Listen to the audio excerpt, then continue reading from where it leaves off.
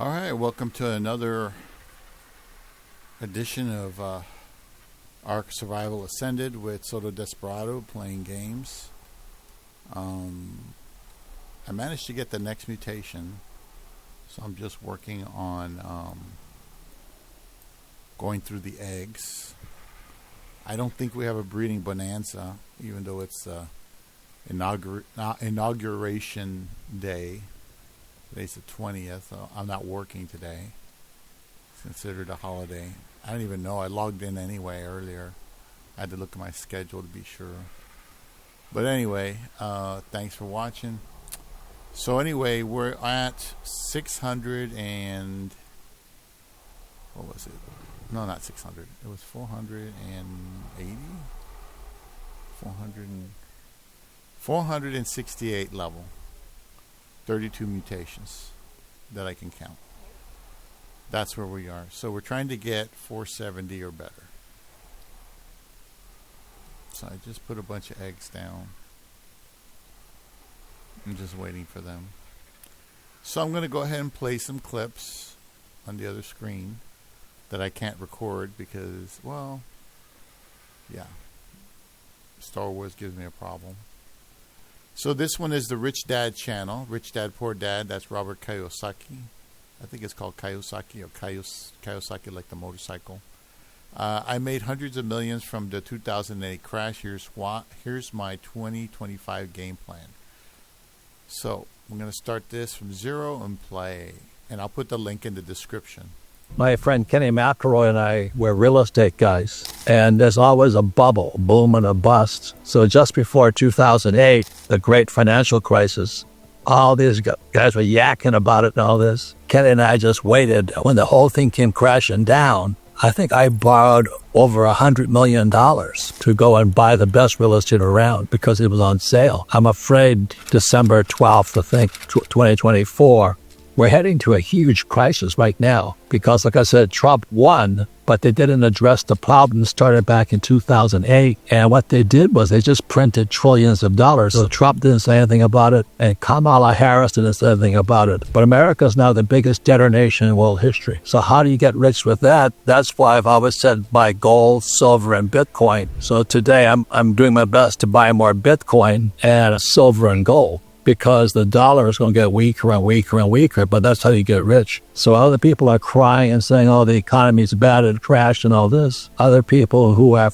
some degree of financial intelligence will know this is the time to get rich. So as you guys know, unemployment is going through the roof right now. I think Amazon and those guys are letting people go. And it's because people go to school, they say, I want a job. Well, you should learn about money instead. It's a very interesting time to be alive, and I trust my friend Trump can pull it out, but it's going to be a biggest crash in history coming up. The rich will get richer.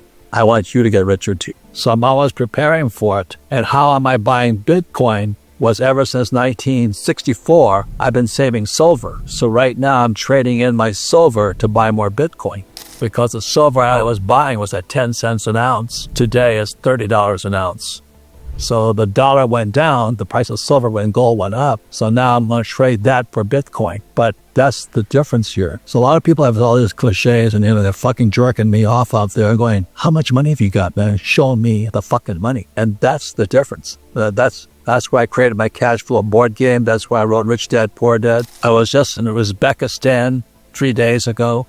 You know, they have a whole school there in Uzbekistan with a room dedicated to the cash flow board game so they can teach their students about money. But do you think they do that here in America?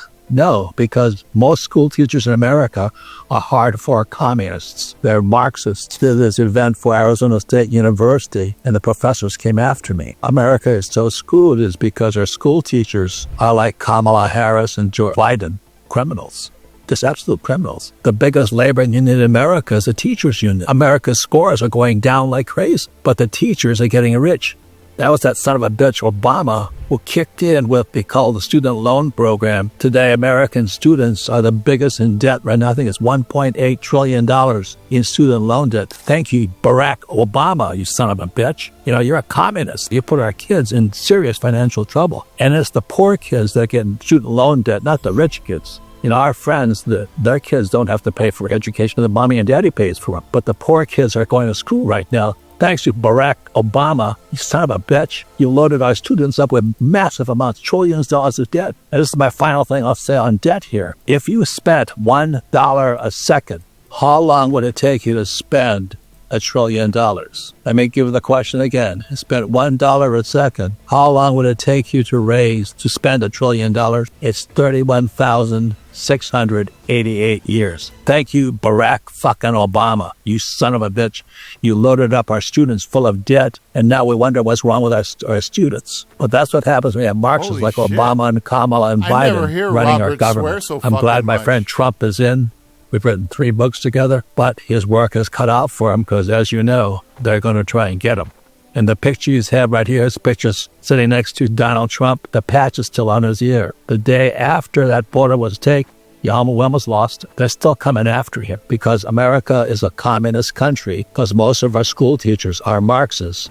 They just don't know it. So we've got to fight back. We've got to fight back with capitalism, not communism. This is the 14th of December, 2024. I want to show you why the rich get richer is when you're looking back here, this is one of the 5 golf courses I own. So even though I suck at the game of golf, I'm getting paid right now because people are using my golf course out here to play around the place. So that's how you get rich. It's what you buy, not how much you make. And the other thing I talked about earlier, this is a solid gold watch. The price of gold is going up. The watch gets more valuable as well as the ring and all that. Again, is what you buy more than anything else. You got to be cognizant of that. And then this jacket here, I'm very proud of. It's an antique. It was a guy named Tanult of China. They were the first Americans to go into Southeast Asia to fight the Japanese, the P-40 Flying Tiger. So this is a Flying Tiger little emblem here. This is an antique. This jacket is so heavy. It just shows the quality. So this is like a 1930s jacket. And I wish I knew the pilot who owned this jacket before. So rather than buying a regular jacket, I paid $15,000 for this one because it holds its value. And that's the difference between people who are rich or poor. Most people here are just spending money, but they don't get rich that way. And I know it drives people crazy. Oh, you've got to enjoy yourself. I am proud of this jacket. It's because of the Flying Tigers and Tanult of China that I volunteered to go fly in Vietnam. So all these things have value and its meaning adds richness to life because I'm very proud of this jacket. It's an antique. It's a collector's item. I mean, I've had old guys come out to talk to me about it, and they go, wow, is that really one? Oh, yeah, it's one of his jackets. So that's some of the lessons I have. But then again, I'm very happy my friend Trump won versus the Biden crime family and Kamala Harris. They were pure hardcore Marxists, and we'd be in worse trouble. But I'm concerned about my friend. A lot of people really hate him. You know, Trump derangement syndrome, they called it. They wanted to take him out. So Trump also owns golf courses, as you know, he plays golf. I was just at his place in Florida. But ladies and gentlemen, that's what makes people richer. And now some of you are saying, well, I don't have that kind of money. Well, that's what you study for. You study how to make money, but the reason don't make money is they just spend money. They buy what they want, and they don't look at the value. The value of this watch is going up right now instead of going down because it's a solid gold Rolex. And that's the difference that makes the difference. I want you to see this golf course here. It's spectacular. I love these people here. They're cash flowing money into my pocket. So that's why we get rich. And I thought I'd wear my Trump shirt here. I'm glad he won, but his problems are only beginning now. They don't want him to win at all. His challenges are just beginning. So next year, I'm doing a whole campaign. It's called Make America Rich Again. And we'll be talking about how we teach financial education all across the country and things like this. Trump and I are very good friends. His sons and I are even better friends. And we've traveled the world together teaching about money. If you want to find out the top 3 things that school should have taught you about money, and 3 is light, man. They don't teach you anything. But the top 3 things a school did not teach you about money. Please watch the next videos. Wow. I just got to tell you, I have never heard Robert Kiyosaki swear. I'm wondering if this is an authentic video. My apologies if it turns out it's just an AI-driven thing, because I have never heard him swear calling people a son of a bitch. Never. He's always been very tame in his speech, shall we say. So let me check out I'm going to put in the link in the description if you guys want to research it, but I don't know if this is I think it's AI driven. It sounds like it might be him, but I'm not sure.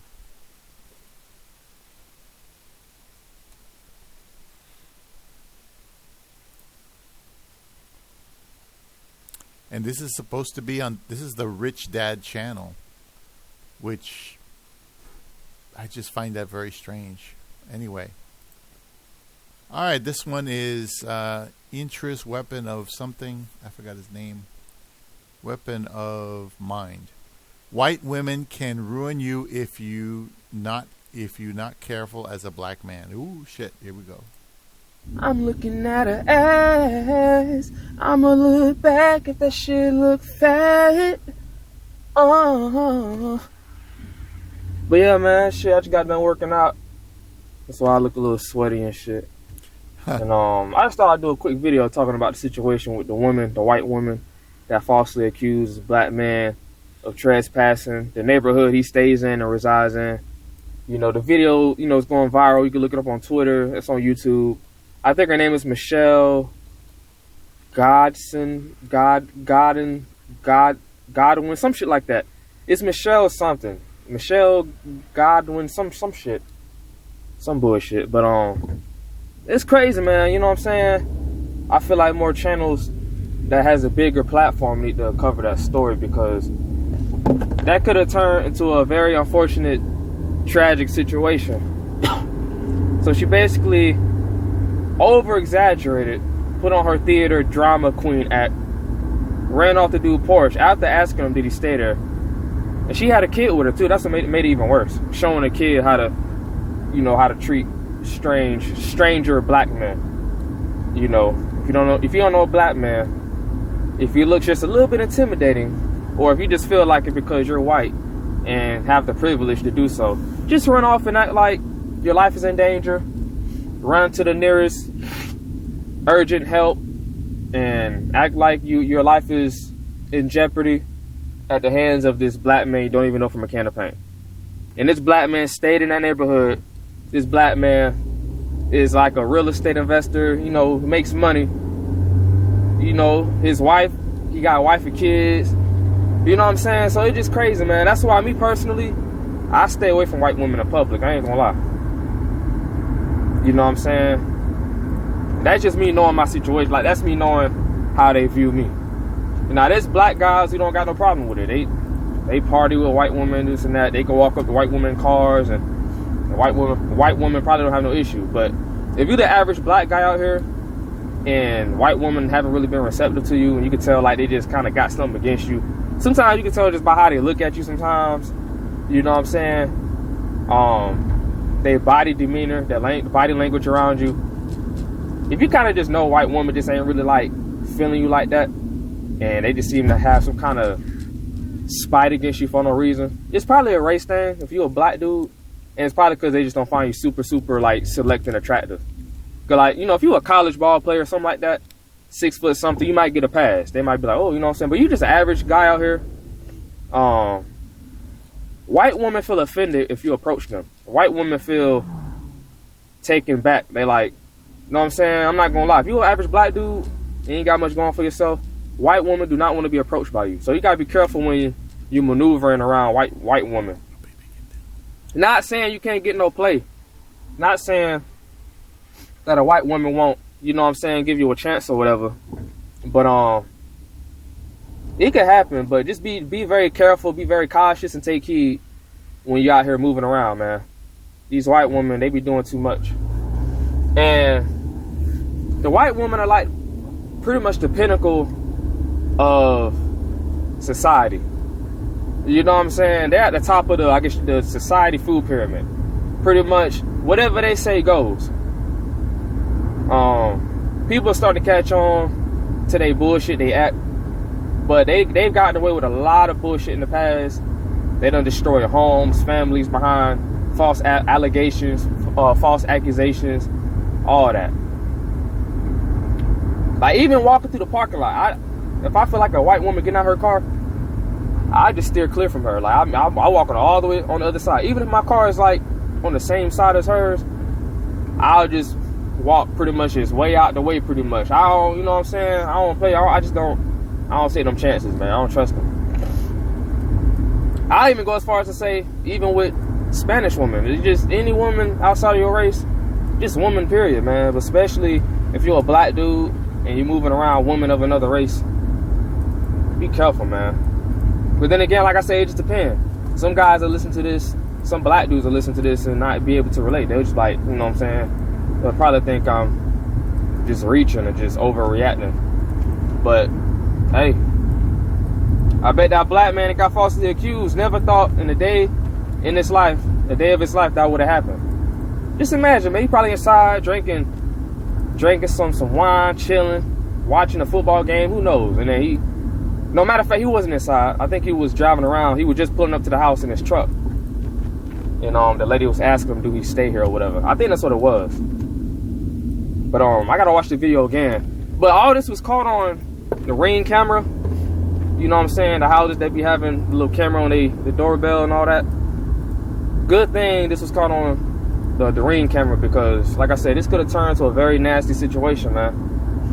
And then you got white knights out here, literally white knights. They'll go out here and try to hurt somebody off a white woman's scream, a white woman cries. And then now this woman has come out and tried to defend herself, and she just sounds so annoying. Like, her voice, I just don't know how her husband deals with that. She just sounds like an annoying ass woman. Like, she just complains about everything. She one of them women. Claims she love God and so Christian and godly, but complain and gossip about every goddamn thing. She one of them, I can already tell. Always got something to say about somebody. You know what I'm saying? She don't even look in the mirror at herself. But yeah, man, so yeah, she made a video coming out saying, oh, I didn't mean to do this and that and blah, blah, blah. You know what I'm saying? I'm still playing victim. Damn near failing to take accountability, which is they fucking kryptonite. But it's crazy, man. I would just advise, black dudes or whatever to kind of like be careful moving around other races of women, man. You can't trust them. You can't trust them, man. Especially white women. Even Spanish women could be funny sometimes, but white women, they very childish. They very like weird, man. You know what I'm saying? What the fuck is on my lip, bro? It's cold outside. So hope you don't see no boogers and shit. But yeah, I was just working out outside and shit. But I just thought I'd do a quick video, man. This ain't gonna be no long video. Chime in the comments, let me know how you feel about this. It's crazy what happened, man. And this is just a situation that was lucky to be caught on camera. Imagine all the other situations that went down and all the guys that sit in the prison for something they didn't do, all for white women's cries and screams. You know what I'm saying? Yeah, man. I mean, a woman, period, but especially a white woman, like I said, they on the top of the society, economical, whatever you call it, social pyramid. They are the top. They are like the pinnacle. Whatever they say goes. Especially when they go to law enforcement and they got to complain about something. Law enforcement, they is working on it right away. A white woman go missing, you already know how it go. And the true victims, yeah, they deserve justice and all that, man. But you got situations like this, it's like, damn, bro, it just uncalled for. And it just like, man, I just don't trust them, bro. I'll fuck a white woman, I ain't gonna lie. Yeah, this video took a turn. I'll fuck a white bitch. You know what I'm saying? Outside of that, I wouldn't want to be around a white woman. I clap them white booty cheeks, enjoy the contrast, and keep it pushing. I don't want nothing to do with no white woman, man. I ain't gonna lie. They sexy now. Don't get me wrong, white women are sexy. All my teachers are white. Growing up, they were very sweet women. They took a liking to me and stuff, but I'm a kid. You know what I'm saying? But when you become a grown up and stuff, you really gotta be careful, man. Don't nobody give a damn about you. You're a grown ass man out here in a dog eat dog world. They don't care if you got a family that love and support you. They don't care what you got going on. In that very moment, all they see is a black man. They don't know, and you're a potential threat because you're black. And black people have a stigma and a lot of stereotypes that come with them. Especially if you look like a black man, you got dreads, you wearing a do-rag or something like that or whatever. That don't mean you have the right to be judged, but that's just the way it is. It's just the way society is, man. But yeah, man, so that's my take on it, man. That's my take. And you got Latinas too. Latinas be racist out here too. So don't get it twisted too. Latina, Spanish woman could be racist as hell too. So you know, just be careful out here, man. Anyways, this your boy, man, and yeah, like I said, just tell me what you think about the situation, and I'm out.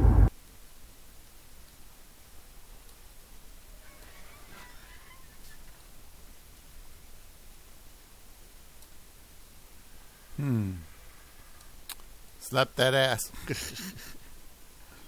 I'm just surprised Kiyosaki said that. See, I mean, it sounds like him, and it sounds like it. But the thing is, it's on his channel. That just got me a little bit. But anyway, this brother obviously had a issue with white women. That's what they call the white privilege. But the thing is, it's more like, you know, the thing is, there's no white privilege when the Pakistani Muslims are gang raping women over there in England or wherever, and they pretty much get away with it because of politics. You know, they don't want to be called Islamophobic, supposedly. You know, the shit you hear online, you gotta just be thankful that you're not involved in any of that shit, and just be in awe of the fact that even though all this shit's going on, people are somehow making it and still living their lives. Let's see what else we got here. Oh, here's Glenn Beck. Glenn Beck's live reaction to Donald Trump's second inaugural address. Hopefully there's no music. Donald J. Trump and his inauguration and his inaugural speech. A good, focused speech for this president. He really stayed on target. I'm going to go through some of the things that he talked about here in just a minute. There was one thing that he said that really gravely disturbed me. I've never heard a president ever utter these words before. We'll get into that in just a minute. But I wanted to ask Allie Beth, what did you think of the speech? I was a little surprised that right out the gate, as soon as he started the speech, he started indicting and eviscerating everyone in that room. So how corrupt and incompetent they were. I loved it. I thought it was a great start of the speech, actually. I will tell you that it crossed my mind what courage it takes to. He didn't say it to eviscerate. He didn't say it directed at any one person. He eviscerated the policies. And the courage to say that with those eyes right behind you, yep. I thought was remarkable. I wonder if Me they're too. And I think everyone appreciated that boldness and that bravery right out of the gate. I did. I expected that more tonight, though. Like, yeah. Or the next, he's going to the arena next, right? Yes. He's going to give another speech. That's kind of where I expected that vibe. I mean, it's more. You get more points though for doing it to their faces, basically. I think so too. He talked right out of the chute. North Carolina, Los Angeles, Yep. left without quote a token of defense. Mm-hmm. Completely and totally reverse this betrayal of our people. And from this moment on, America's decline is over. Our liberties and destination will no longer be denied. Those are powerful, powerful words that he said. He also said he's learned a lot. Those who wish to stop our cause will not stop at anything, but my life was saved for a reason. My life was saved by God. Yep. Several mentions of God in this. Yes, I was a little, I guess I wasn't surprised that he made that theological claim there, that I was saved by God to make America great again. You know that's going to make a lot of people mad, but the truth is, if you believe in a sovereign God, it was God's providence. It was. It was his mercy that saved him. For God's glory, first of all, but also we are beneficiaries of that, also for our good and for America's good. So that's just an objectively true statement. Hang on, little Carrie Underwood here as she sings in the rotunda. Beautiful.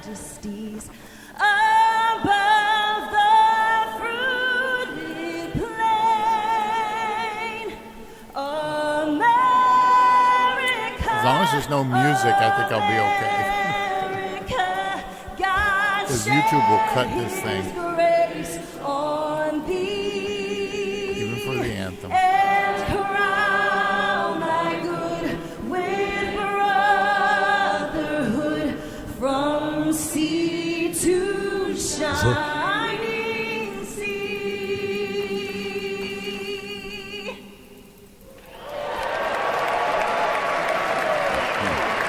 I think Joe Biden was singing the wrong words, and Kamala was barely singing. How good was that, though? She looks, of course, always fantastic, but that is an incredible version. She's the perfect person for that. She is. Yep. Yeah. Absolutely presidential. That was a great version of that. I mean, incredible. And she got a lot of heat for it. Yeah, of course. Oh, she did. I'm glad she powered through it, though. I am too. More than I am too. Yeah. You know? Okay, we're going back to stupid speeches. So let's just go through his speech a little bit more. He talked about the Black and Hispanic community coming together. Reason why I scrolled down this far is because we were talking about God. He said not only was he saved by God, he said later in his speech, I am going to pursue unrelenting success and not forget our God. Yep. And that's what we want. That's what we want. He said that each day will work with strength, purpose, and dignity. Today will be remembered as Liberation Day.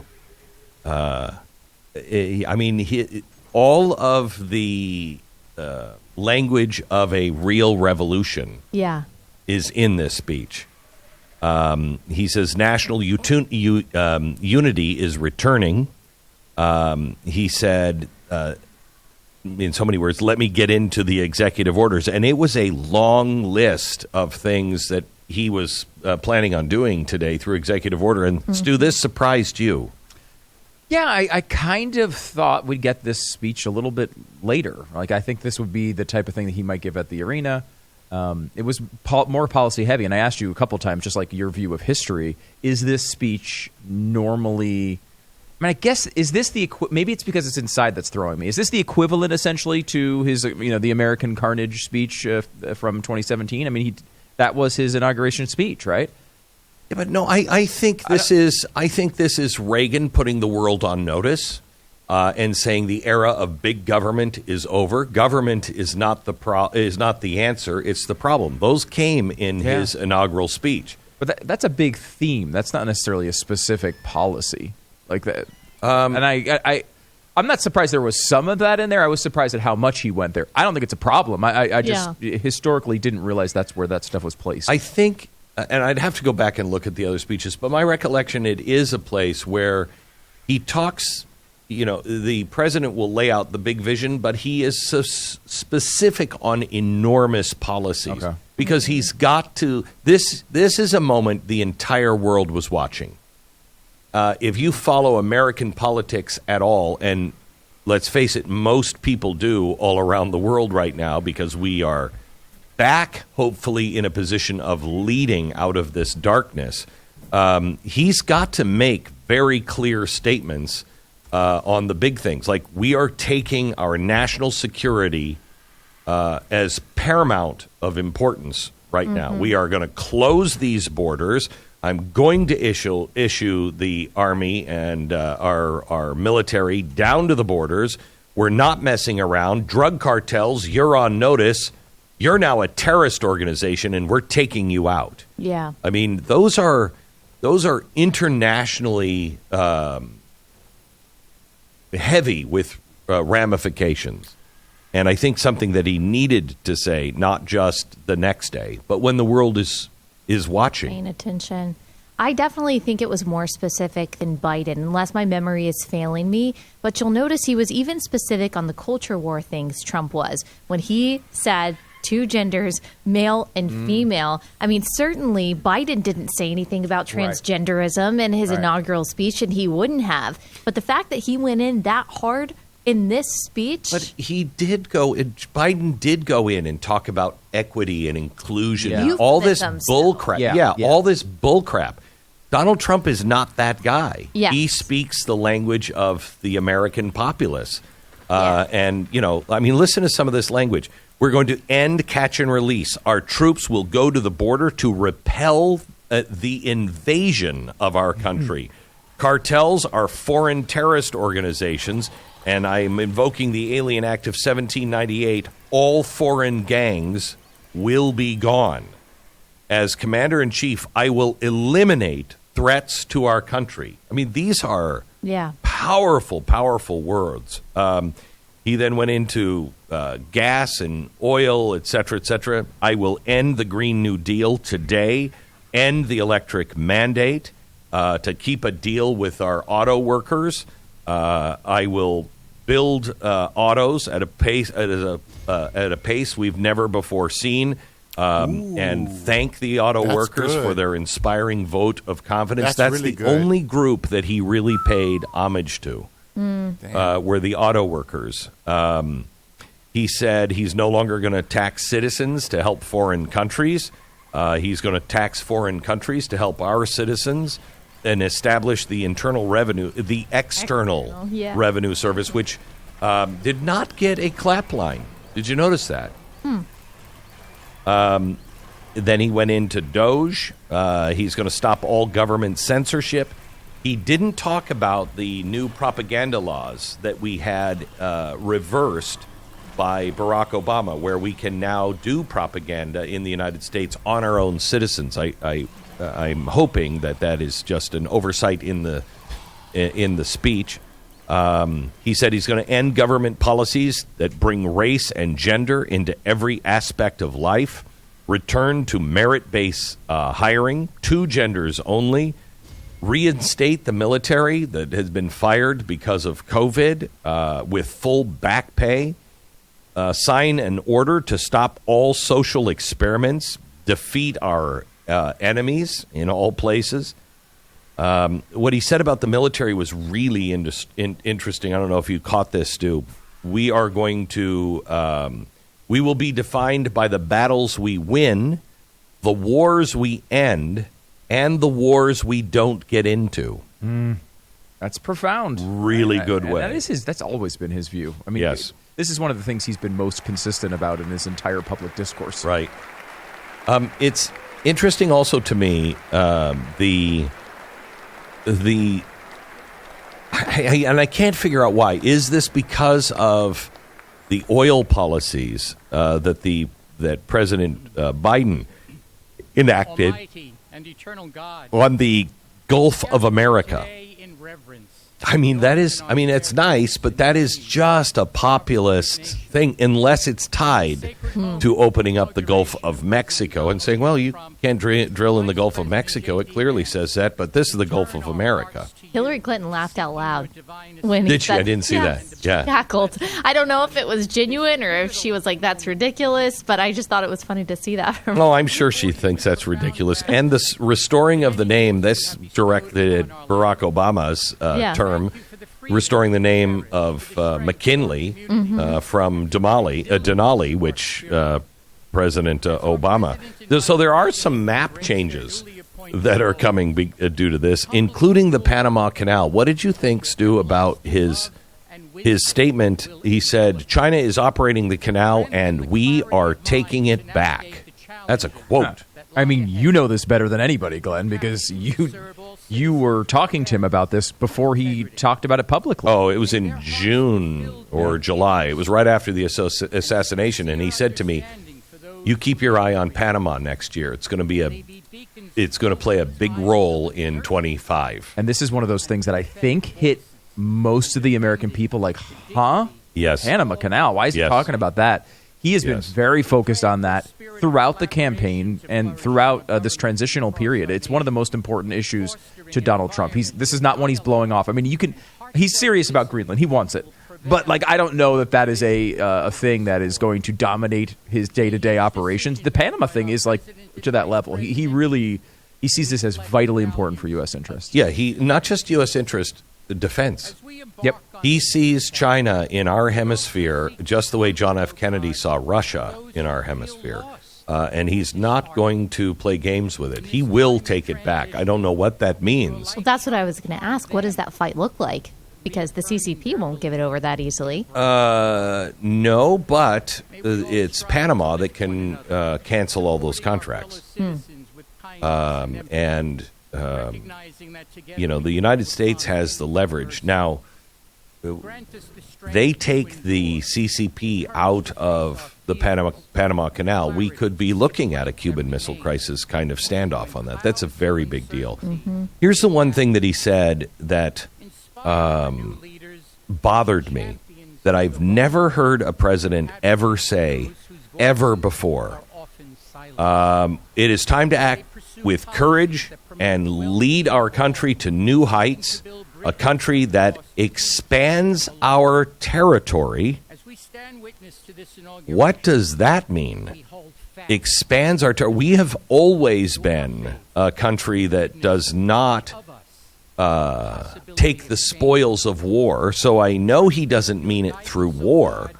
But what is the expanding of our territory that he is confident in? It would be Panama, or is it Greenland? Is it both? Is it Canada? I mean, what is he talking about there? He has kind of talked about buying all of these places. I know he has. We don't know. I know. And it would be, honestly, it would be the best, $5 trillion America has ever spent if they were up for sale. Yeah.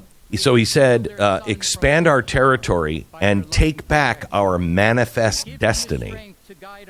Now, I'm not sure the president knows the real history of manifest destiny, but that's where America went wrong in the 1820s and 30s. Manifest destiny is different than divine providence. In fact, it is the opposite of divine providence. Divine providence is do the things that the Lord asks you to do, and doors will be opened for you. Manifest destiny is we're here because God wants us here. We're taking it. No matter what. No matter what. And that's those two things. I don't think he understands the difference between manifest destiny. What'd you say? He wasn't specific on everything else that we've talked about. He was very specific about what he was going to do. This was the one time where he just kind of threw out the euphemism. Yes. And he didn't explain it. Yes. There's got to be a reason for that. Yes. Expands our territory and reclaims our manifest destiny.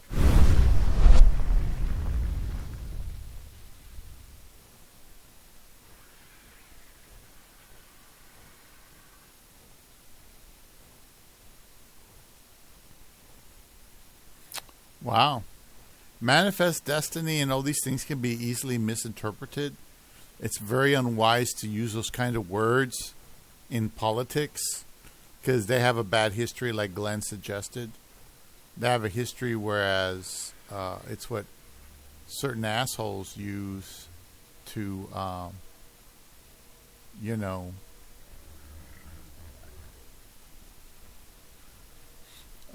to say, well, we have the right to conquer these people because it's our manifest destiny. That sort of thing. But anyway, let me go in the air and stay in the air for a second. That thing's still coming down. Let's see. All right, that's Glenn Beck.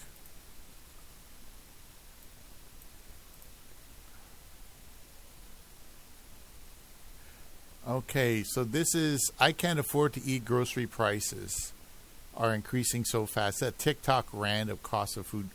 Cost of food's a bitch. But the thing is, I have a very specific diet. There's only certain things I can have. And a lot of the stuff you buy out there is pretty much shit, processed shit, chemically treated shit. So I just need to rant for a moment because I was just at the grocery store and my total came to $220 for 2 bags of groceries. At this point, the groceries are just laughable. I'm so offended by the prices that I actually have to laugh to keep from crying. This is what I bought for myself, not even my wife, just for me the next 2 days to eat because I want to eat healthy before the holidays. I got some grass-fed ground beef, some turkey deli meat, some lettuce, cheese, tuna, carrot sticks, blueberries, almond butter, coffee, and I got a case of water under there, which is like $4. Do you have a guess on what this is? $86.77. For the Tostitos, the spinach, the chicken, and the sun-dried tomatoes came to $61.49. How does a family of 4 feed themselves without being subsidized by the government? Why on God's green earth did I just pay $4 for 12 eggs? Can Can somebody please explain to me why this bag of cheese, I was wondering why it was so foggy. which is like extremely processed and just regular ass shredded cheese, is $18 fucking dollars. $18 for a bag of cheese, guys. Just regular shredded cheese, nothing special, like Great Value. Groceries prices are skyrocketing, and it's hitting everyone's wallets hard. From basic essentials to your favorite snacks, everything seems to cost more these days. But what's driving these increases? Is there any way to save? Let's see what are the people's opinion on this haunting experience. Okay, I just need to vent really quick about the cost of the groceries right now. I knew that inflation was a thing and that the cost of groceries was going up dramatically, but I didn't realize just how drastic the prices had gone up until I was out grocery shopping on my way home tonight. Now, I did buy cat litter, and the cat litter was $14.29. And then I got my the cat food that he eats, because he's kind of a picky bitch, for another $8.20. Which, that's a 2-week supply, so I can't complain too much about that. But I've been craving Tuscan chicken. And the ingredients in Tuscan chicken are sun-dried tomatoes, garlic, which I already had, chicken, spinach, and heavy whipping cream. So I go into the grocery store and I get this sun-dried tomato. Sun-dried tomatoes were $7.99 for the little tiny jar. Then I went and I got the baby back spinach. This little tiny container. $6.99 for baby back spinach. Probably because it has organic written on it. Then I went and I got this little teeny tiny package of chicken.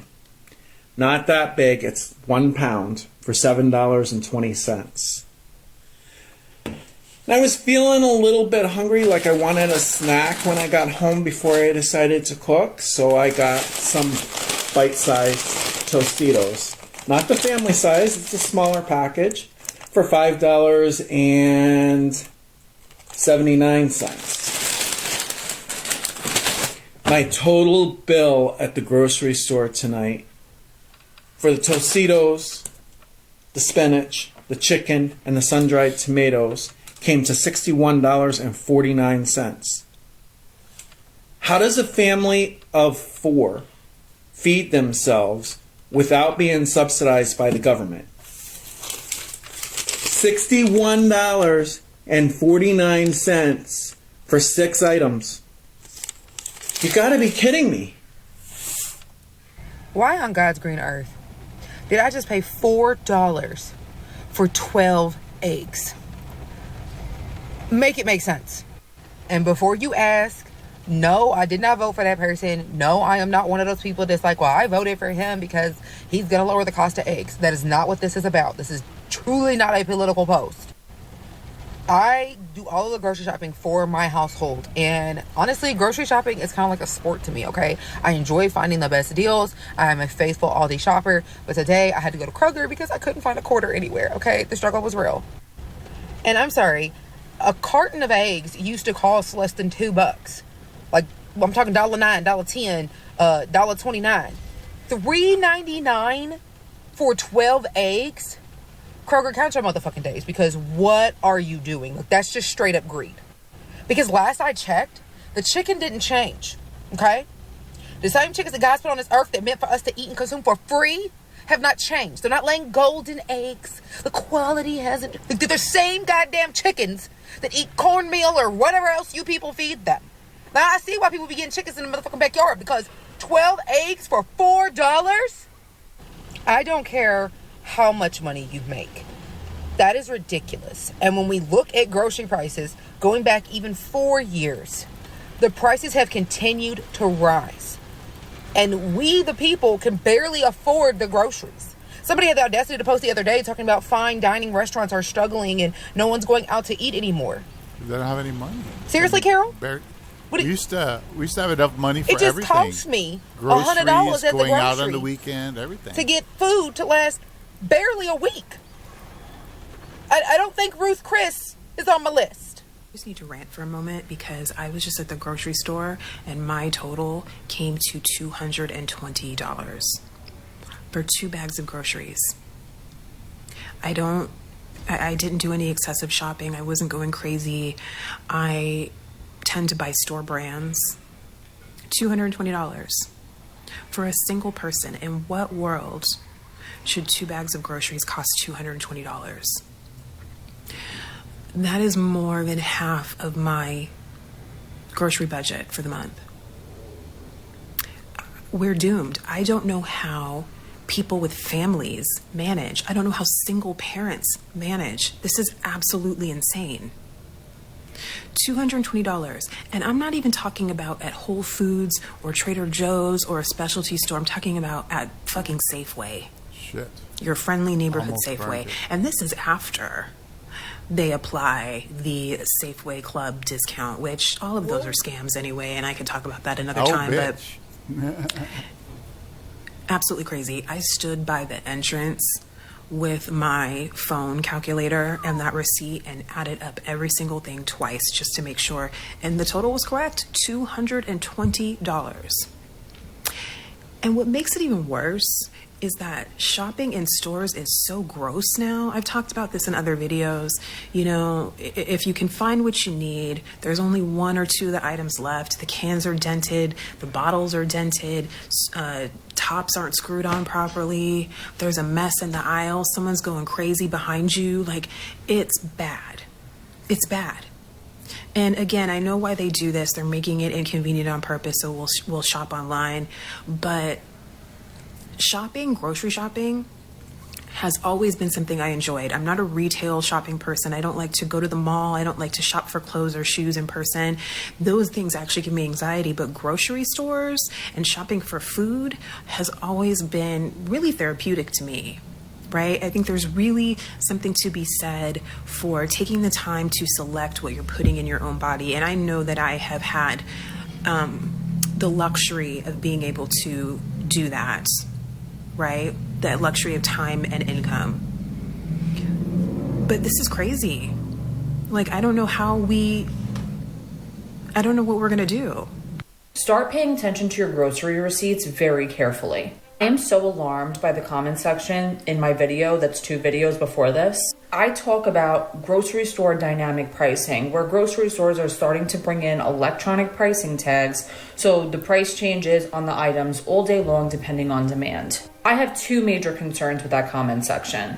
The first major concern is that people are picking up an item off of a shelf at one price, getting to the register, and it's a different price. Obviously, this poses an extreme problem for people that are on a strict budget. The other problem is the amount of people that have been to grocery stores without these electronic pricing tags. They pick an item up off the shelf that's labeled one price. They get to the register and they check out and it's a different price, and they do not recognize it until they get home. They'll be picking up a carton of eggs for $2.50, and then when they get home and look at their receipt, it was $8. Or, butter that was supposed to be $3.50 is $7.50. This is not okay, because when you see a price on something, you expect that to be the price, and sometimes when you get to the checkout, you're distracted, or you think that that would be the price that it is. Pay attention to those grocery receipts. Pay attention when they're ringing up your items. Know what the item is supposed to cost. I don't care if you got to type that shit in your phone or take pictures, and take that shit to customer service if they're giving you a problem. Call over a manager, get it for the price that it's supposed to be. We cannot let them continue to get away with this price gouging bullshit. Here again with another grocery store rant, and I know I look crazy today. I do not care. It's been a crappy day. Anyhow, has anybody else had to switch brands, switch flavors, just switch up everything that they buy because what you need is no longer available or so freaking outrageous? It's ridiculous what shit's costing these days. Here's an example. Now, we didn't always buy this because I'm not bougie. I really prefer this, but that was today it was just too pricey. So, we went from that to whatever. Like, you can't afford that anymore, or even that. Here's another example. I'm talking about labels, not the actual what's in the can. You used to be able to get this. Then I went to this. Now I'm over here at Aldi's getting this. Like, come on. Okay, so these are the new digital price screens. So the whole goal of these is to adjust the prices on the items as they become more in demand. So for example, right now these are 90 cents. Let's say around 6 o'clock or during the busier time, these will go up to $1. They'll fluctuate based off of demand. So these are connected to the Wi-Fi and to the registers. Once the inventory on these items become low, the prices will start to shoot up to $1.20. They're going to start incorporating all these all over. Yeah, so it's pretty crazy. I'll come back later on in the day and you'll see this go up and down in price. You'll see it go as low as like 89 cents, which is pretty crazy. Can somebody please explain to me why this bag of cheese, which is like extremely processed and just regular ass shredded cheese, is $18 fucking dollars? I literally don't even understand why they think it's okay that they can charge us almost $19 for a bag of cheese, dude. Like, that's crazy to me. I don't even want to know how much my groceries are right now. Like, our freezer broke, but we have a new fridge and freezer, so I bought like a bunch of frozen shit, but I'm gonna show you guys how much it costs because it's crazy out here. Almost $5 for a bag of chips that is like 50% air. Almost $6 for that. How are these chips on rollback for $5, dude?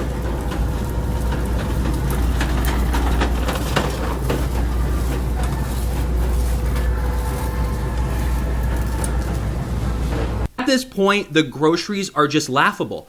I'm so like offended by the prices that I'm actually have to laugh to keep from crying. This is what I bought for myself, not even my wife, just for me the next 2 days to eat because I want to eat healthy before the holidays. I got some grass-fed ground beef, some turkey deli meat, some lettuce, cheese, tuna, carrot sticks, blueberries, almond butter, coffee, and I got a case of water under there, which is like $4. Do you have a guess on what this is? $86.77. How? This is for 2 days. Now, the berries and the almond butter and coffee are going to last me probably a week. So let's say $70 every 2 days. Just for me. That'd be $1,000 if I want to eat this healthy for the entire month, not including my wife. And what about all of you out there with kids? And of course, every few days I get the paper towels, the grocery bags, bars of soap. And that is going to add up to another couple $100 for the month. But I just went to Ralph's, which would be Kroger anywhere else in the country, and I saw them advertising their new low price for mustard, and I thought it was hilarious. It was $3.49 for 14 ounces of mustard. So I took a picture of it because there's no way I was going to pay for that. Because I know that I can get mustard at Walmart or on Amazon for like half of the price. So why on earth would I buy it here at Ralph's? But it made me realize something because I was buying chicken wings at the same time, right? And there was like $6 for chicken wings. And I bought some bananas and they're like 69 cents. And I noticed that the fresh produce and meat had gone up with inflation as expected. We printed trillions of dollars. I understand that. I understand economics. But why are these products so far out of line where they used to be $1 and now they're, 4 times as much?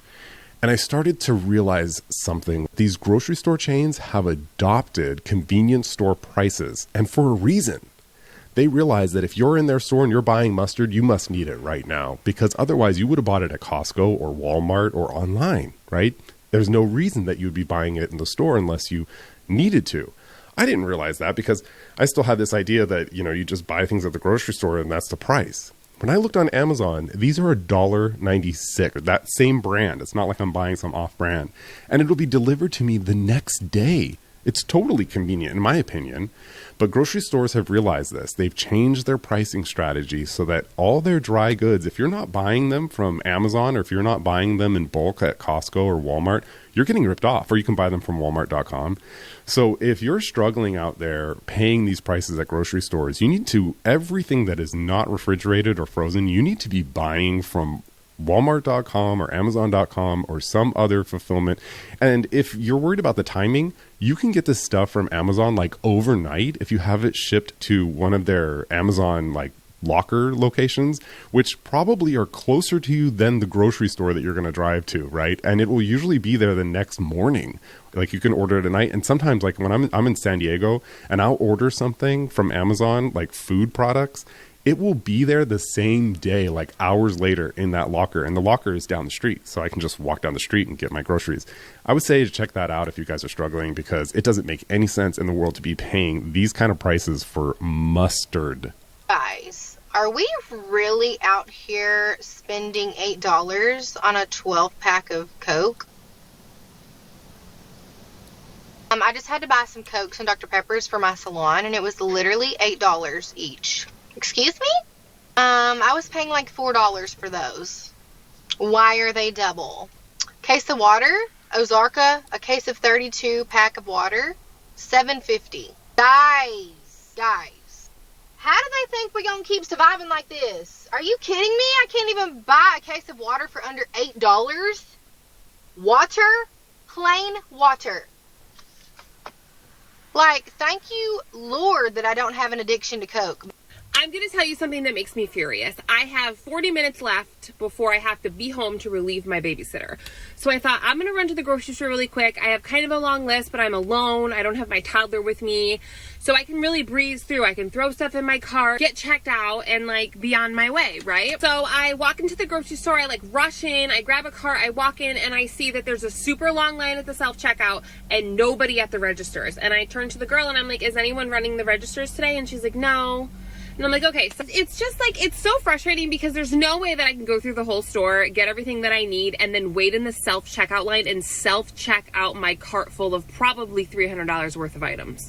I have a family of 6. I need a huge haul of groceries for the week. It's just ludicrous. I don't work here. You don't pay me to work here. So why do I have to do work here? Imagine how long it would take to fill up your cart completely and then self-check out each and everything. Boop, boop, boop. Like it's not even that fast. It's slow. It's so freaking slow.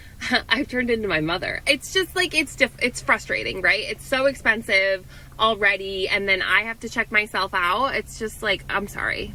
I'm too much of a bitch. How about if you check yourself out, you get 10% off your order? Or how about if you check yourself out 3 times in a row, you get a $20 off coupon for whatever you want, for your whole total?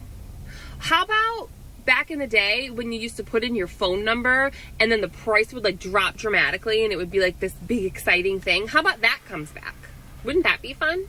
Now I check out at Kroger after spending hundreds of dollars and it's like, you saved $7.50. And I'm like, wow, thank you. Amazing. I'm so annoyed. I needed some stuff for dinner. I needed some stuff for breakfast tomorrow.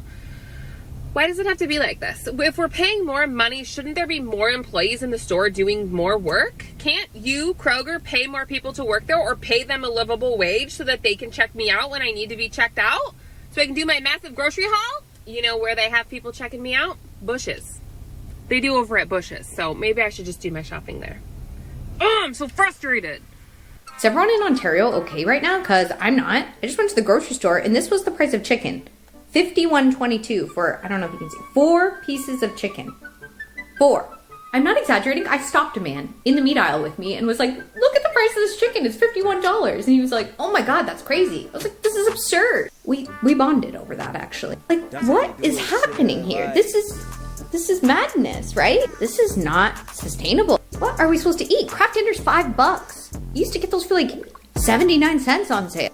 I don't know what to say other than fuck Galen Weston. Just went to the fucking store today, okay? And this was $200. It was like $220 or whatever. Big purchase was the formula and the diapers.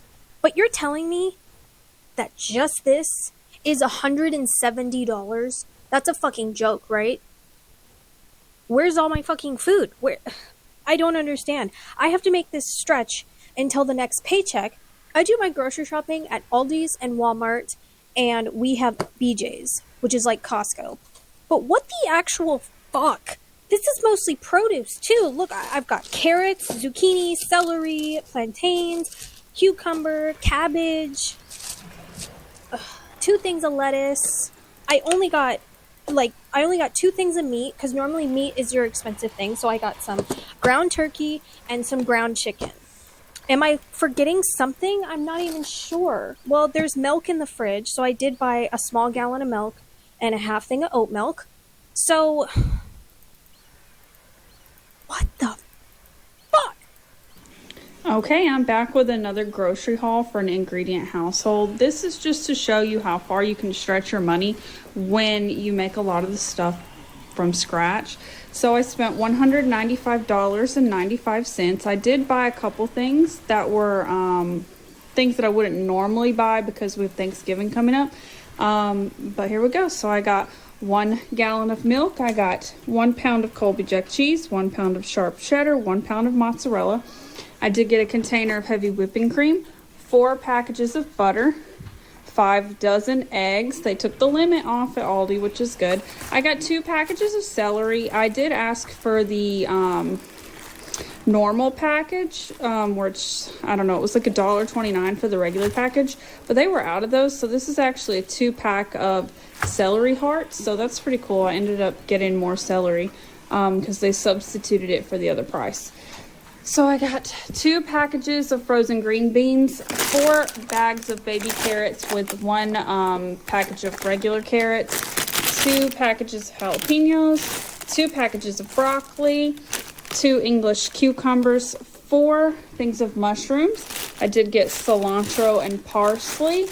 I have a package of ginger, zucchini, and 1 pack of tortillas. And we have 2 avocados, 6 Roma tomatoes, 1 head of cauliflower, a bag of radishes, a bundle of bananas. We have blueberries with strawberries.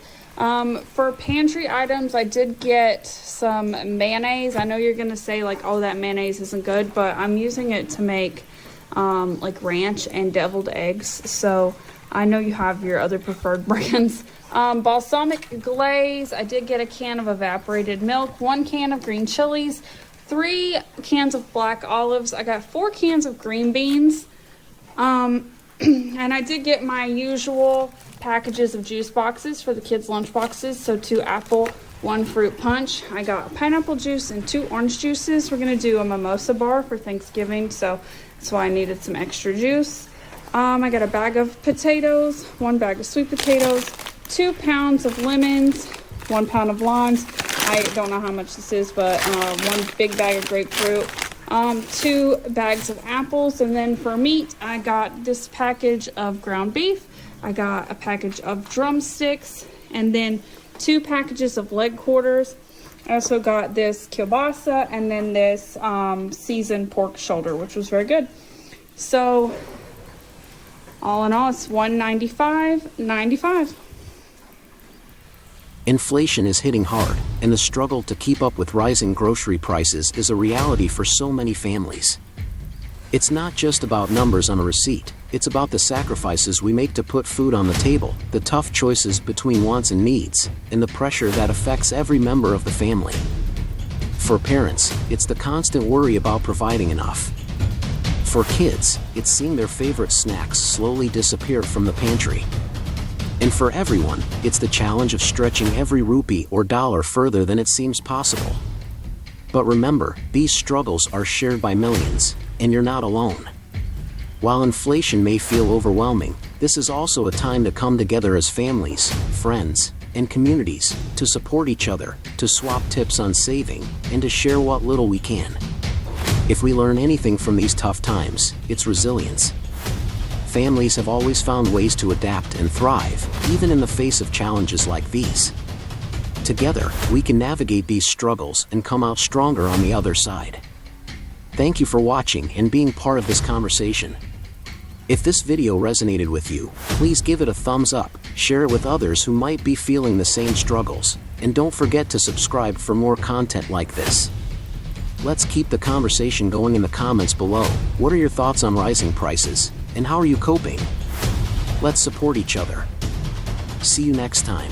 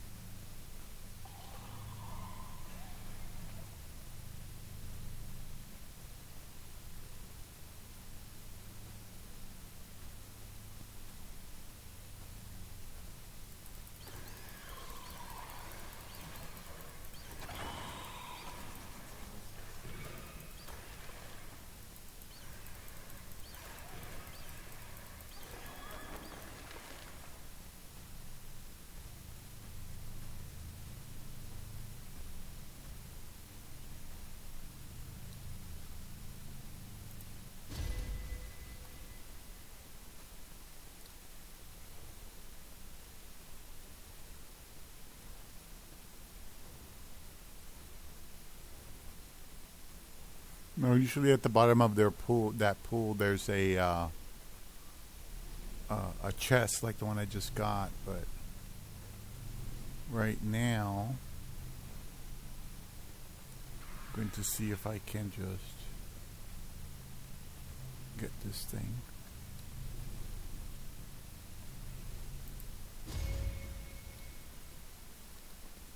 Alright. Sometimes there's one down there, but I think I got the only ones that are here. I don't think there's anything else.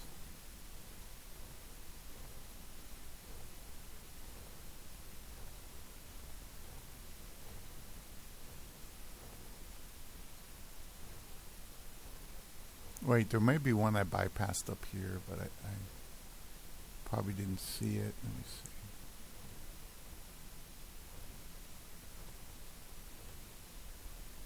Here it is. In this hole.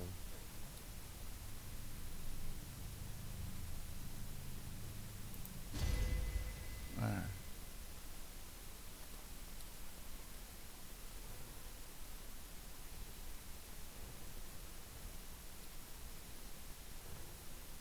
Remember, you want to go up to go out, go down to go in.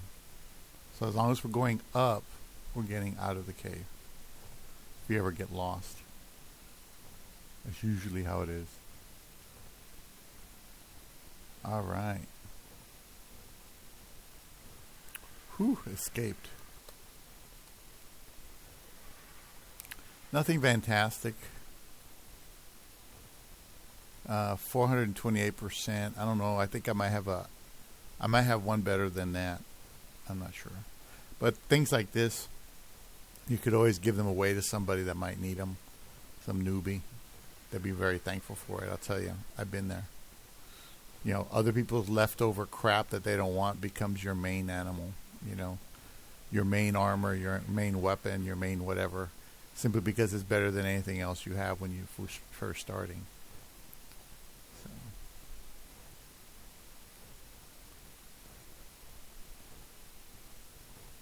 Let's park over here.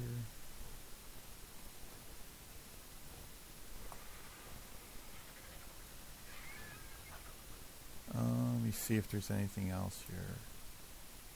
Yeah, that was a rant.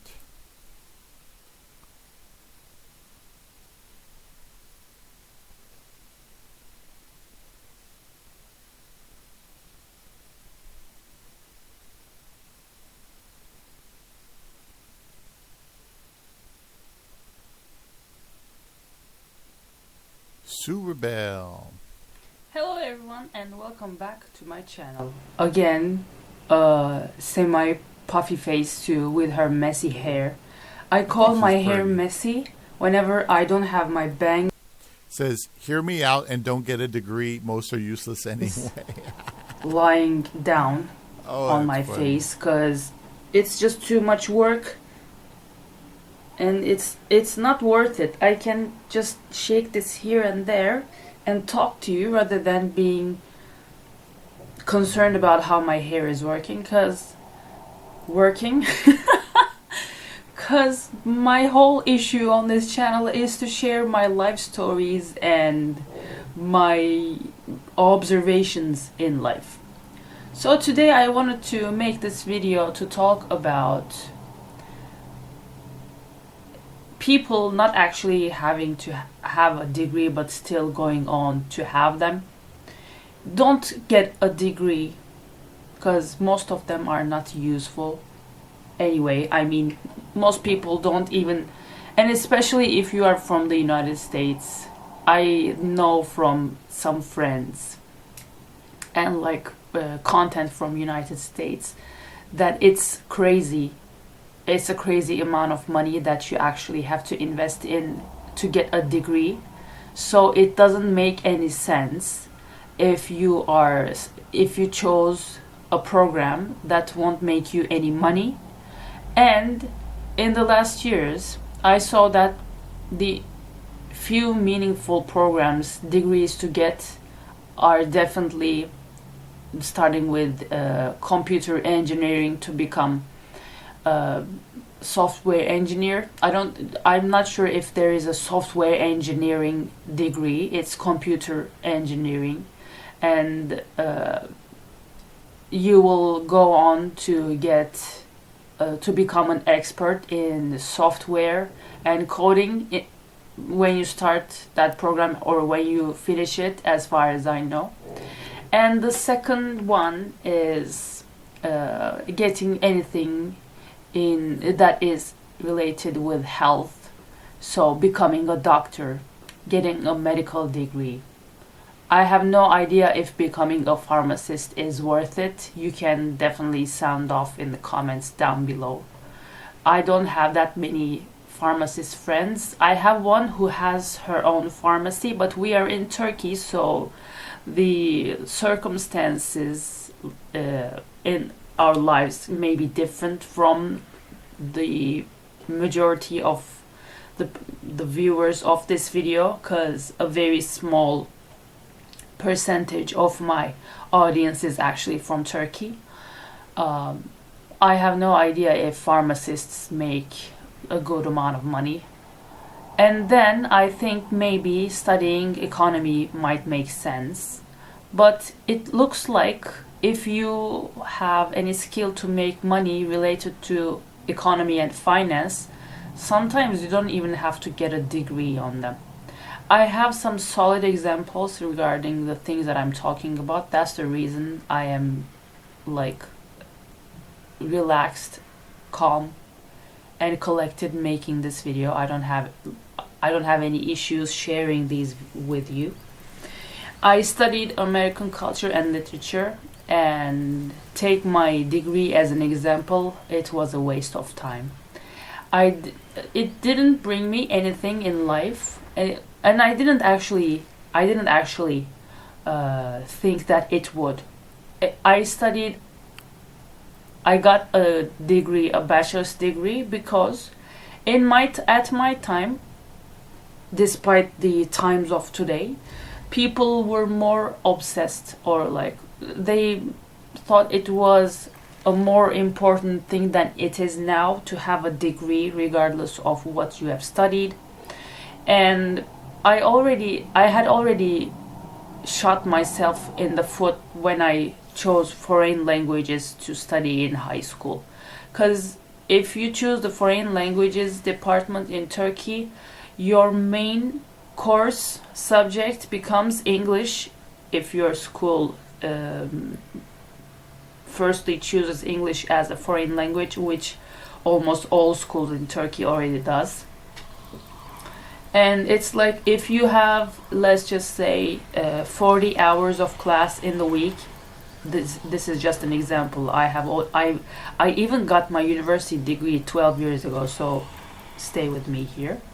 If you have like 40 hours of class in the week, I guess like at least 25 hours of them were English. So in that case, I had already eliminated so many important programs, degrees that I could get, because all I was studying was English, and then some Turkish, and then like 1 hour or two history, geography, no maths, no science, the most important ones for you to be able to study a degree, have a degree on engineering and medical, like health related programs. None of those. So I was already getting education just for the sake of it. I mean, just to answer that yes, I am getting education on something when people ask me. But if you go on studying those things, maybe you can become either a translator or a language teacher. In that case, it would be English. But I have ADHD, and that bars me from being patient with people. If I tell you what something is and you don't understand it the first time I tell you, and because I already know all of those, it becomes unbearable for me to tell you twice, to tell you the third time, and it's not. I think that's another skill. To teach something is a skill. I didn't have that, so I didn't become a teacher. I loved translating, but translation with my hyper brain was taking much more time than the neurotypical people, because you get on top of your work with a more organized and an orderly brain, so you don't lose as much time as me always getting distracted or becoming bored of what I'm doing. So that was another thing that I loved doing, but wasn't the best for me in my weird case. And then you can always, in any, even the degrees that won't make you any dime, you can always find a path and become a researcher, as we call it in Turkey, academician. So you can actually advance in the academy as a scholar, as an intellectual. You can make money becoming a professor of those programs that you are a student of. But that I didn't want to do that either. I even have an unfinished master's degree. Later in life, because I was more interested in communication degrees, I started a master's program in corporate communications management because I like to get things done fast. I completed all of the courses of the program in 1 year. Normally you have like 2 years if you want to get your courses done, and then another year to write your thesis and graduate. So it usually you have 3 years if you want to do it, but ideally it's better to do it in 2 years.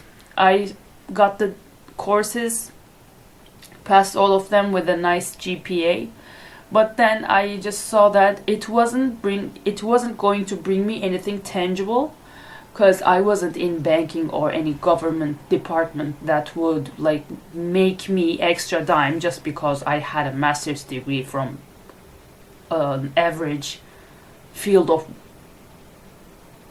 work. Is that even work? Okay, let's just call it that way. So I thought, let's just leave all of these here and just start working to make money. I started to work as a sales assistant in a Victoria's Secret store in Mall of Istanbul here in Istanbul, Turkey. That was fun. And because Victoria's Secret is actually a high bar, like a higher budget and class brand, it would help you gain a good setting, so it would help you begin with a stronger foot in the scene, And so many people who actually started in Victoria's Secret then advanced in their careers and started to work at Louis Vuitton and the brands under the roof of Louis Vuitton Hennessy Group, which is I think the wealthiest, the richest group in the world when it comes to retail. I actually wanted that too, but I was so bubbly and I wasn't that calm, and I didn't have that stoic appearance. I was more of a bubbly and friendly representative, like a sales assistant. My style didn't match with their brand image. I was actually interviewed for a Louis Vuitton sales assistant position. I couldn't get it, even though I was working at a Victoria's Secret back in the day. Because Victoria's Secret, you can be yourself easier, especially if you look good. I would like wear a ton of makeup. And even now, I think, even if I had just a little bit of makeup, I think I still look good to some degree. I would still work there. But there is another viral video whose title actually explains it all. Don't ever go back to old jobs, old towns and people, definitely. So that's, retail is already in the past for me. And I mean, I later started to work in a digital marketing agency, but they just, I mean, having a degree helped me to get into that agency because they had high standards for their employees. But even if I didn't get in there, if I didn't get that, if I had some solid experience working by myself as a freelancer in social media, marketing and content creation, I would still get the jobs that I got after the one that I got in that agency. Because it wasn't like my following employers were going back to that particular one that was in favor of me having a degree. It was if you have done this, then you are worth working for. No, they didn't care. They just wanted to see if I was capable of doing what they needed us to do. And I actually did that. And looking back at it, I didn't become a translator because I got a degree. I already had an advanced level of English with the foreign language department I got graduated from high school. I ranked 731st in Turkey from among 65,000 people, and this helped me because I was in the top 1,000. This helped me get the opportunity to have full scholarships from many private schools, private universities in Istanbul back in the day in Turkey, which was nice because we were expecting me to rank around 2,000 something, but when it ended up to be 731st, I was then gifted with so many more options than we expected I would be. So that was nice. And I went to a university who even gave me a monthly extra scholarship, like a payment. So I chose that so that my mother wouldn't be concerned about having to pay for all the expenses of having 3 children at the same time, because my father died when I was 9 and she was a widow trying to take care of her 3 kids. And we are all born in a 7-year period. So my older brother is 5 years older than me, and I'm the middle kid, and then I have a 1.5 years younger brother. I didn't want to be a burden for her, so I picked that school, even though I didn't like it anyway. I still went. But I mean, I always look back at it, getting a degree on American culture and literature. I mean, a literature degree, if you wouldn't become a teacher and then go on to get to maybe become a researcher or something, to work in universities. It's not worth your time. If you have some knowledge and skills to build a business, to make money online, it's not worth it. Go and spend just a fraction of that time that you did in the university to learn how to build something and make your own money. This also I saw in my brothers. My older brother graduated from a top university of the country, which was a university that even had exchange programs with Yale and Stanford, I guess, so that was a bit over the top for Turkey at least. He graduated as the second top ranking student from the whole university, from the class of 2015, I guess. He had a GPA of 3.92 out of 4, and he finished business management and information technologies program. He is in banking for a few years now, so that might have worked for him, maybe. I think, yeah, that in his case was a good idea. But my younger brother also started a top ranking university in Turkey, which is called Boğaziçi University.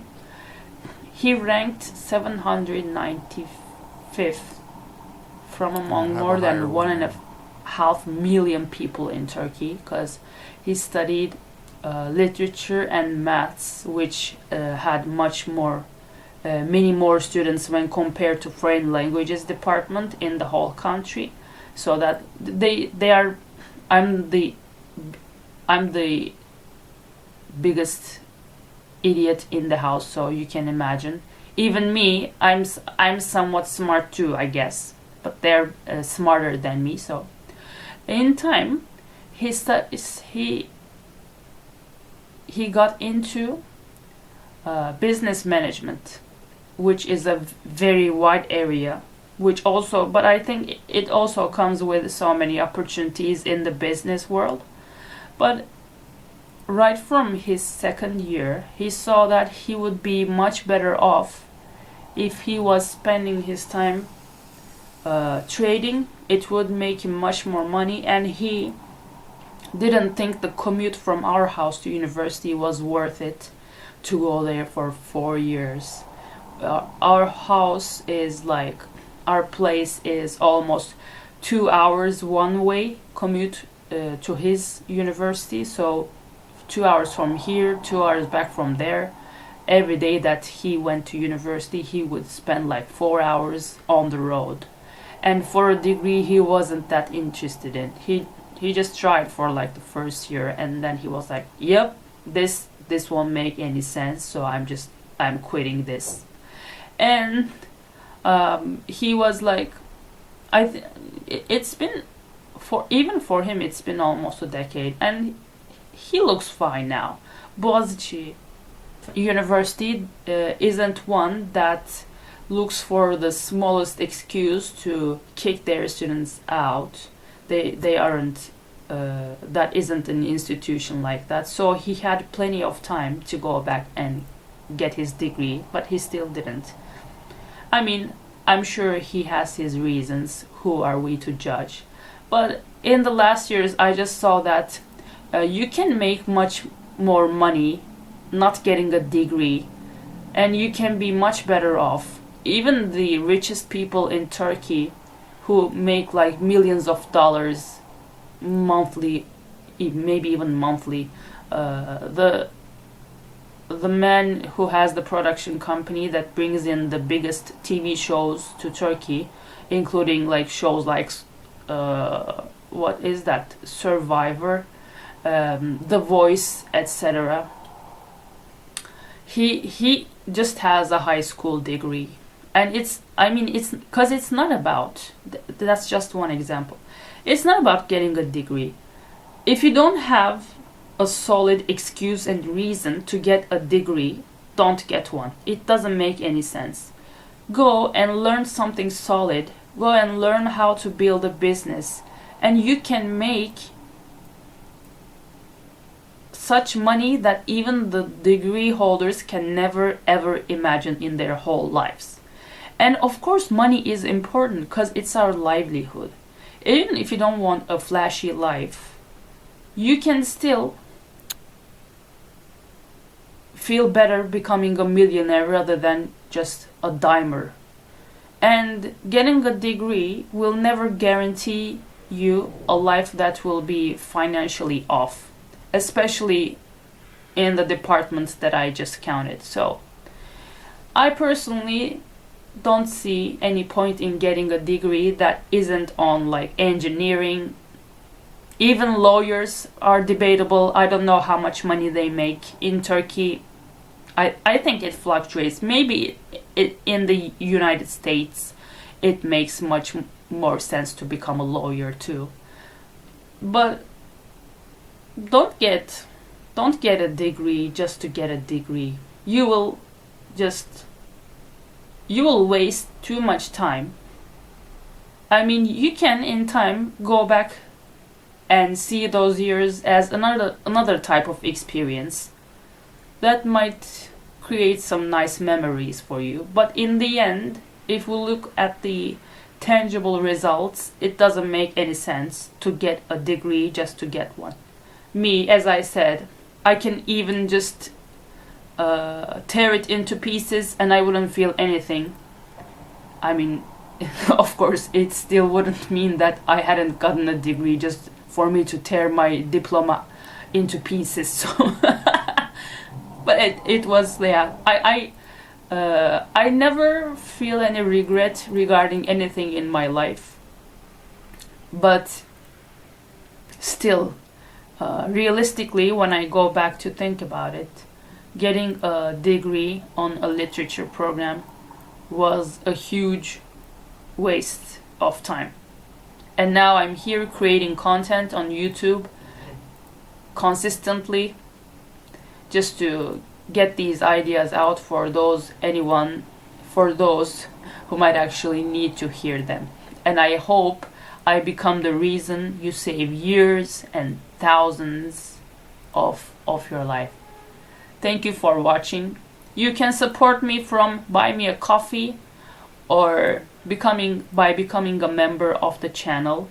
I love to see your comments. Please share your ideas and opinions down below. And I hope to see you in my other video.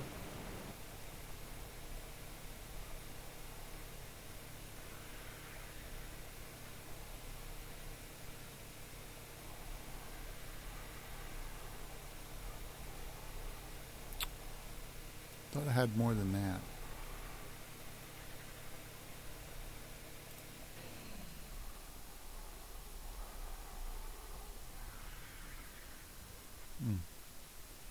Yeah, when it comes to degrees, the thermometer has degrees.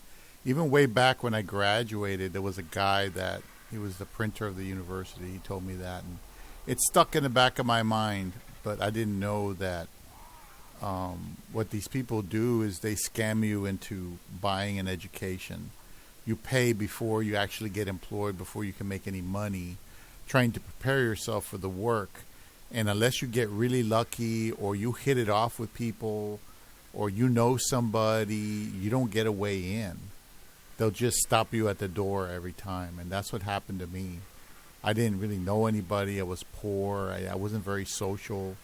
And I went ahead and I took a chance and I said, if I get my degree out of the way now and I get it done while I'm young, I don't have to worry about it the rest of my life, and I can focus on my career.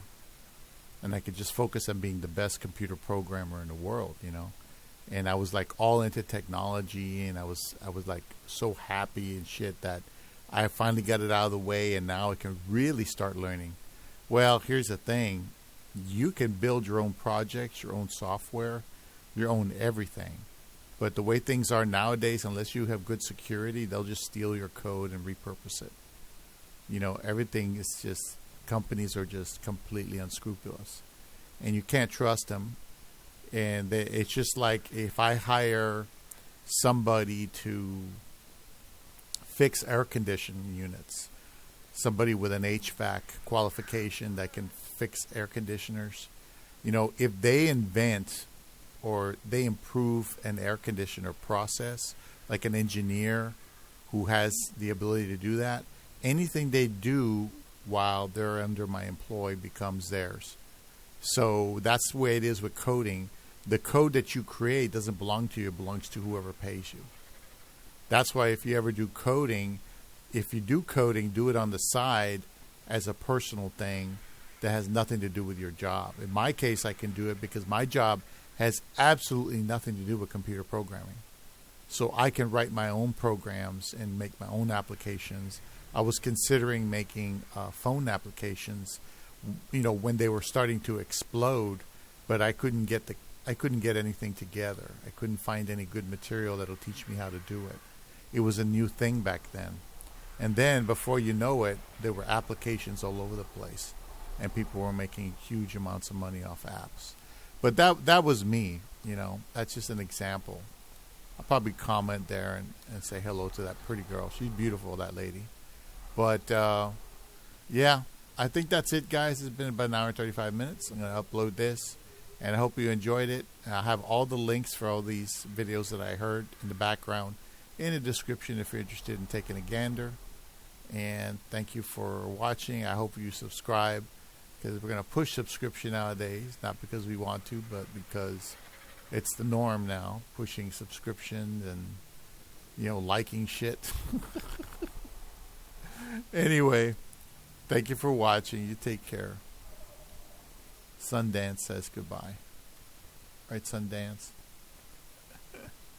Bye-bye.